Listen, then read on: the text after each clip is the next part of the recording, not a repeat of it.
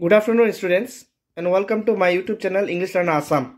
আজি আমি এই ভিডিওত তোমালোকৰ হৈ যোৱা Social Science 2024 পেপাৰৰ কোৱেশ্চন খিনি সলভ কৰিম MCQ ফাৰ্স্ট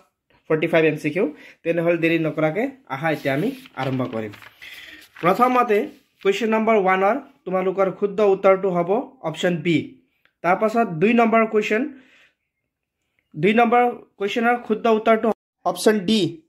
তাৰ পাছত কোৱেশ্চন নম্বৰ 3 শুদ্ধ উত্তৰ হ'ব অপচন বি ইয়াৰ পাছত কোৱেশ্চন নম্বৰ 4 ৰ শুদ্ধ উত্তৰ হ'ব অপচন ডি তাৰ পাছত কোৱেশ্চন নম্বৰ 5 ৰ শুদ্ধ উত্তৰটো হ'ব অপচন এ ইয়াৰ পাছত নেক্সট কোৱেশ্চন লৈ যাম আমি কোৱেশ্চন নম্বৰ 6 শুদ্ধ উত্তৰ হ'ব অপচন বি তাৰ পাছত কোৱেশ্চন নম্বৰ 7 ৰ শুদ্ধ উত্তৰটো হ'ব অপচন ডি তাৰ পাছত নেক্সট কোৱেশ্চন নম্বৰ 8 ৰ শুদ্ধ উত্তৰটো হ'ব অপচন বি তাৰ পাছত কোৱেশ্চন নম্বৰ 9 শুদ্ধ উত্তৰটো হ'ব অপচন এ তাৰ পাছত কোৱেশ্চন নম্বৰ 10 শুদ্ধ উত্তৰটো হ'ব অপচন ডি 10 ৰটো শুদ্ধ অপচন হ'ব ডি তাৰ পাছত কোৱেশ্চন নম্বৰ 11 শুদ্ধ উত্তৰটো হ'ব ইয়াত অপচন আছে কোৱেশ্চন নম্বৰ বি ইয়াৰ পাছত কোৱেশ্চন নম্বৰ 12 শুদ্ধ উত্তৰটো হ'ব কোৱেশ্চন নম্বৰ 12 ৰ শুদ্ধ উত্তৰটো চাই লম আহা কোৱেশ্চন নম্বৰ 12 ৰ শুদ্ধ উত্তৰটো হ'ব অপচন সি তাৰ পাছত কোৱেশ্চন নম্বৰ 13 শুদ্ধ উত্তৰটো হ'ব অপচন বি তাৰ পাছত 14 শুদ্ধ উত্তৰটো হ'ব অপচন সি তাৰ পাছত 15 কোৱেশ্চন নম্বৰ 15 ৰ শুদ্ধ উত্তৰটো হ'ব অপচন এ তাৰ পাছত 16 শুদ্ধ উত্তৰটো হ'ব অপচন বি তাৰ পাছত 17 ৰ শুদ্ধ উত্তৰটো হ'ব অপচন সি তাৰ পাছত নেক্সট সিৰ পাছত কোৱেশ্চন নম্বৰ 18 ৰ শুদ্ধ উত্তৰটো হ'ব অপচন সি তাৰ পাছত কোৱেশ্চন নম্বৰ 19 ৰ শুদ্ধ উত্তৰ হ'ব অপচন ডি 22 হ'ব অপচন সি 21 ৰ হ'ব শুদ্ধ উত্তৰটো 21 ৰ হ'ব সি তাৰ পাছত 22 কোৱেশ্চন নম্বৰ 22 ৰ শুদ্ধ উত্তৰ হ'ব অপচন বি তাৰ পাছত 23 শুদ্ধ উত্তৰ হ'ব অপচন বি ইজিপ্ট তাৰ পাছত কোৱেশ্চন নম্বৰ 24 ৰ শুদ্ধ উত্তৰ হ'ব অপচন বি 25 ৰ শুদ্ধ উত্তৰ হ'ব অপচন এ তাৰ পাছত 26 ৰ শুদ্ধ উত্তৰ হ'ব অপচন বি 27 ৰ শুদ্ধ উত্তৰ হ'ব 27 ৰ হ'ব অপচন বি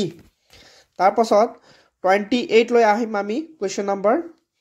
28 ত হ'ব শুদ্ধ উত্তৰ অপচন ডি তাৰ পাছত নেক্সট 29 টো কি হ'ব শুদ্ধ উত্তৰ চাই লম 29 ৰ শুদ্ধ উত্তৰ হ'ব অপচন সি তাৰ পাছত কোৱেশ্চন নম্বৰ 30 টো শুদ্ধ উত্তৰ হ'ব option D both are incorrect এই 32 both are incorrect হ'ব তাৰ পাছত আমি নেক্সট কোৱেশ্চন লৈ যাম 31 শুদ্ধ উত্তৰ হ'ব অপচন বি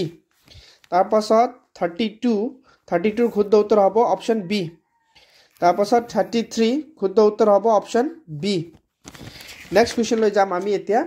কোৱেশ্চন নম্বৰ 34 ৰ শুদ্ধ উত্তৰ হ'ব অপচন বি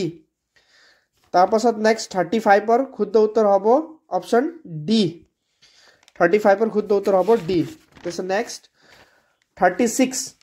36 ৰ শুদ্ধ উত্তৰ হ'ব অপচন ডি তাৰ পাছত 37 লৈ আমি যাম 37 ৰ শুদ্ধ উত্তৰ হ'ব এটো অপচন দিয়া আছে অপচন এ তাৰ পাছত 38 ৰ হ'ব